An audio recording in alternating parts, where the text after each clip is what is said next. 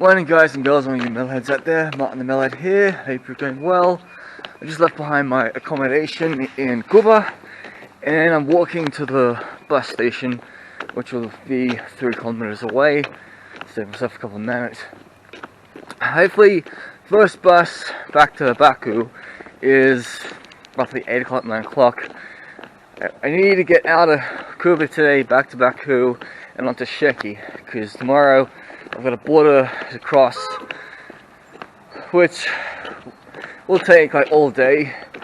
I've taken a guide from Away with the Stein, so hi guys. Thank you for your experience with crossing the border back to Georgia. So tomorrow I'll be going back to Georgia and probably traveling as far as Tbilisi. Today I need to get to a town called Sheki, which means I have to go all the way back to Baku, change buses, wait around a couple hours, and then get on a bus up to Sheki, which takes 4 hours. There's only 2 buses that go from Sheki to Balakan near the border, so that's all 10 o'clock tomorrow. I've had a nice time here in Quba. I'm really glad I came here.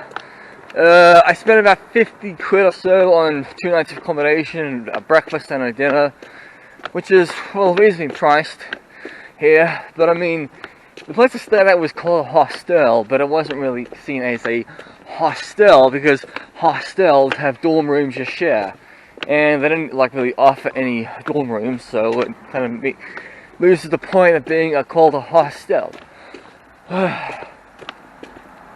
Like, I arrived in Quba at 6 o'clock on Friday, and then I only decided to stay an extra night because I thought, okay, it's going to take me a couple hours to do this vlog on the Red Town where the Jews live. So I thought I'd stay overnight.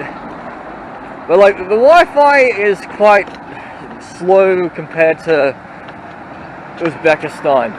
I mean, as I said before, you can watch your Dream Theater's Octavarium video in full, but uploading a video that I make, like that's 22 minutes long, it's gonna take all day. Like seriously, like I left my laptop on at like 20%, I went out, and then when I got back home, it's like 50% done. So yeah, it's unpredictable. You can't really, like, you know, make speeds go faster when you're in countries like this. So yeah.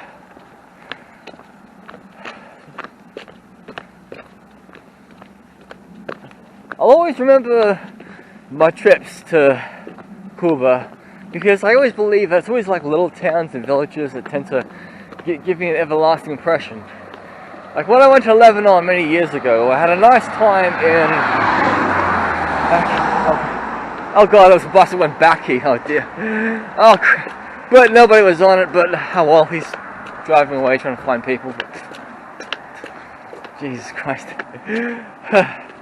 So, yeah, like, getting back to Lebanon, I basically had a nice time in Bashari, in the village where Khalid Gibran was born and is buried. But Beirut, downtown, was really tacky and all these, like, horrible shops. But I did enjoy looking at other parts of Beirut, like Pigeon Rocks, and, yeah. But like, I'm not too sure when I'll go back to like Lebanon at all. Oh, there's a cat here. Good to see the flag flying high today on Sunday. It's like a nice park right over here. So I'm getting close to the bus station, Auto Guard. I keep seeing there's been like buses coming by that are like Quba Baku. And I know there's a bus leaving at 9 o'clock, I believe, or at least after 8. But you just gotta remember that these buses don't really have fixed timetable. Like, they'll make 5 trips to Baku and back a day, just to get people about. But then, all the people on my bus from Baku to Quba, they just got off at random locations. They're like, oh yeah, I live not far from here, so I'll just get out. Right, I made it at the Avtov Agazali. Let me say it right. Avtovazal bus station. Now, we go inside and buy a ticket to Baku. I mean, I didn't think there's much buses waiting. Like, I just noticed that there's like number 1 mini buses that come by to drop people off, pick people up, I guess. Okay, my ticket is leaving soon at 8:10. 5 minutes. Time to go back to Baku. Just waiting for the van to fill up now. Shouldn't be too long. I've got a few spare seats left.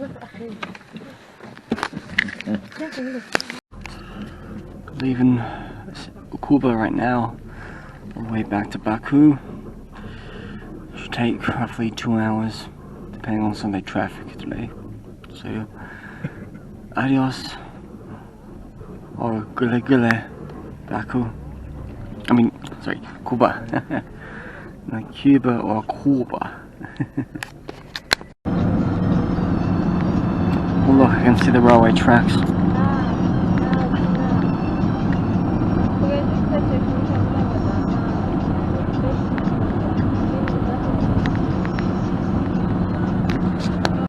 Bought this really weird drink that I've had many times in this area. Tax, and it's like limonade, or I say lemonade. It's got like, I wouldn't say mint leaves, but some sort of like leaves that blend up and add fizzy water to it. So it's quite good. Less than 1 minute. Google Maps tells me it's like 50 miles or so away to Baku. The funny thing was, downtown Baku doesn't show up on my offline maps. I did ask it to save offline maps, but Google Maps sometimes doesn't listen. Oh, well, at least I got Sheki on my offline maps, because without that I'll be screwed today.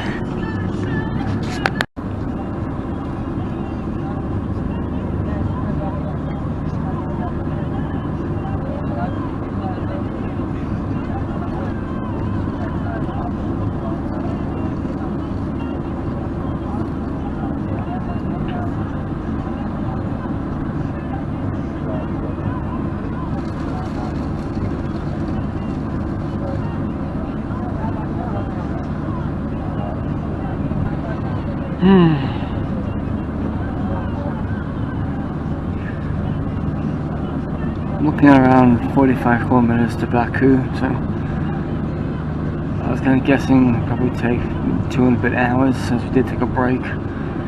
Coming up here on Friday didn't take a break, but at least I'm getting back to Baku before lunchtime, so I'm sure there'll be a bus to Sheki at lunch.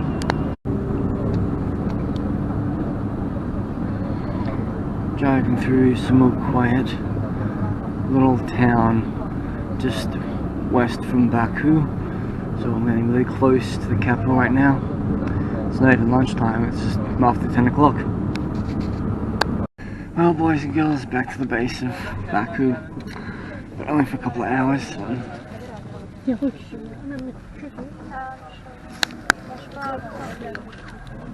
Just walking up the ramp at Baku International Bus Station.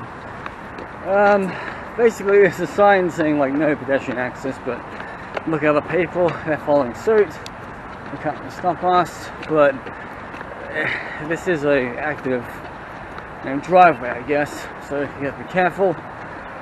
But like literally, if I had gone through those shops over there, I would have had to go up like a flight of stairs just to get to the bus station. But right here, I'm already at the buses right now. I can find a bus to Sheki. So I got my ticket to Sheki from Baku, 10:60. So we're gonna go when it's full. But the good thing is I got myself a doner.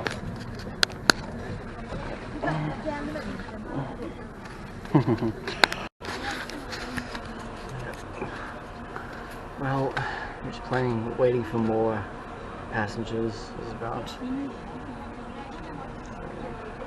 4 free seats. Don't think we'll go till we're all sold out. But I'm just lucky I'm going to Sheki today.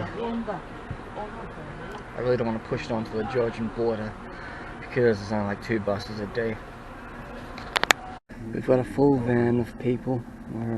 I've seen Russian Mashuka, so we're all ready to go to Sheki before 11 o'clock.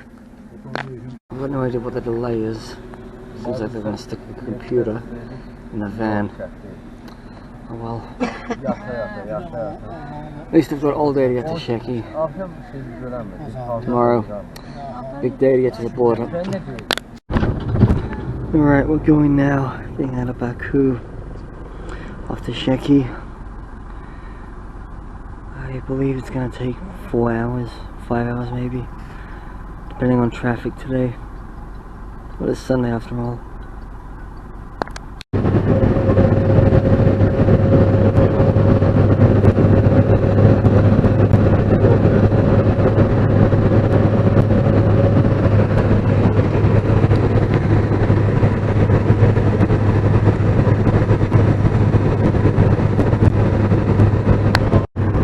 The roads are empty right now on the way to Sheki, so we're going pretty fast. Hardly anybody on the road. Weather's pretty cloudy today. Had a bit of sighting of rain a few miles back. But yeah, on the way to Sheki. Set at separate break 55. This bus is going to Baku, and this bus is leaving from Baku. They just arrived. Don't know where we're going to go, but actually we have a full van, so we're going to head off in a matter of time. I've been on this bus now for 3.5 hours. It's another 59 miles to get up to Sheki, which I'm sure we'll cover that in another 2 hours, I guess.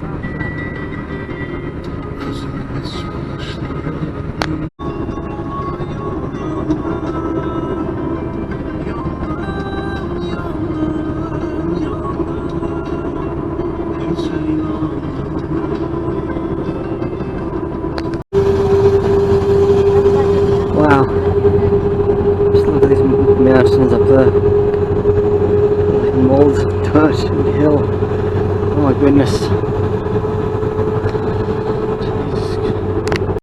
The interesting thing with these Mashukas is they actually pick up local residents off the side of the street. Someone like me, I've been driving from Baku all the way to Sheki, and then, 3/4 of the way there, you see a man like just standing outside the road, waving his hands, gets on, and he's got like nothing in possession. I guess his name's Sheki, and then he just like gets in the van, he's back home. This is how life is back here. I have a feeling it's going to start raining now because it's smelling. It smells of mildew. I'm actually going to feel it getting wet. Oh god. Nearly at the end of the road and it started raining. Well, I hope this doesn't screw up my plans for tomorrow. I'm not staying a whole 24 hours in Sheki like I did in Quba. Alright, arrived in Sheki. I'm only about a few hundred meters away from the bus station. Weather isn't really too bad, it's not raining down heavily. So I should be able to walk into the hostel up north. But I mean, I am a little bit hungry right now.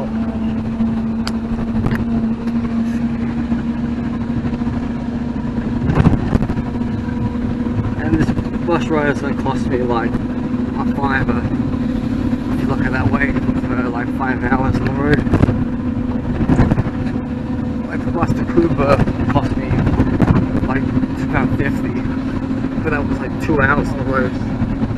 So I'm really delighted that I'm in Sheki now. Start playing on the roof tomorrow. first big cup of tea soon. Just got out of the bank in Sheki on a Sunday. 15-minute should give me a night's accommodation at this hostel, get me back to the bus station in time on Monday, and then like it's a 10 o'clock bus going to Baku, which is like near the border, so I've got enough money to get by. Diners are so cheap over there, they're like 2 minutes for the drink, 3 minutes. So if you like diners, you'll have a good time here. Food is really cheap over here. Yeah, in Quba there wasn't really like a proper hostel. I mean, there was one listed on Google Maps, but it wasn't really advertised properly when I got there. So I ended up staying at Hostel Elvin, which is more like a hotel. So 2 days in Quba cost me at least 50 quid, including breakfast and a dinner. Which I shouldn't have really asked for the dinner. I should have basically said, yeah, I'm full, just give me a cup of tea. I don't want to be paying for all this extra food. But they're nice people here. So my money like goes a long way in these countries.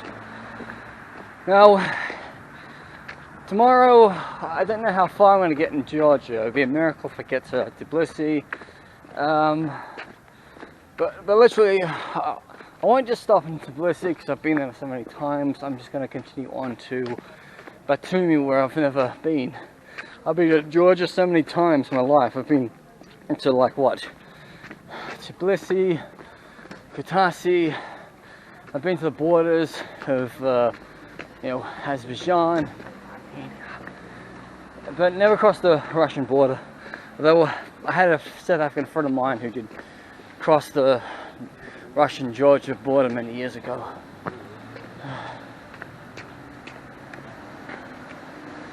That's relief after like 2 buses. Like, what, 2 buses today and 7 hours on the road. Not worth it. There's this minivan to get me to the bus station for tomorrow. But apart from that, just gonna go. I'm not really going to be like sightseeing much today. I'll just be walking up to my hostel and kicking my feet back for the next couple of hours for bedtime. And 7 AM, start it all again tomorrow.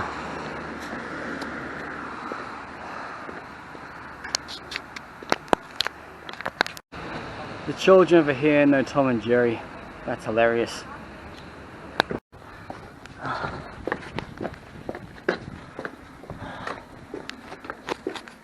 I made a reservation for Canal Hostel in Sheki.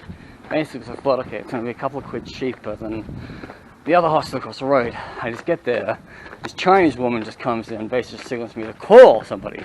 I'm like, why on earth do you think that backpackers have access to phones? Okay, of course I got 2 phones on me, but I can't call people because I don't have a local SIM. I don't believe in buying SIM cards because waste of money. I couldn't care less about where I am as long as I know where's my hostel. So I thought, you know what, this isn't a good place to run a hostel. You're not welcoming, you don't have any signs of advertising saying that this is Canal Hostel. You're basically just a piss stain.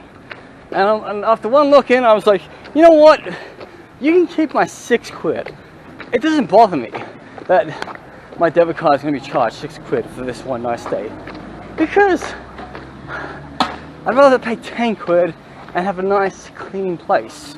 It's like last week, okay, I was only supposed to stay one night at Caspian Hostel, and then I was going to spend the next 3 nights for 14 quid at this other hostel. Checked some really reviews for it online, and I'm like, you know what, Caspian Hostel is clean, it's superb, it's got like good Wi-Fi, it's got a good breakfast, host helps me out despite language barriers. That's what you really want when you want to find a hostel. You don't want to have to find the cheapest hostel in the city you're going to, and then you rock up there and it's not like what you think. So I'm gonna go find the other hostel. Hopefully they've got beds for tonight, because I'm gonna make a bloody 1-star review on Canal Hostel, because they're a bunch of retards who don't know how to like run a freaking backpackers place. Right, there was a Chinese woman who like met me and all, and she basically signaled me to ring them up.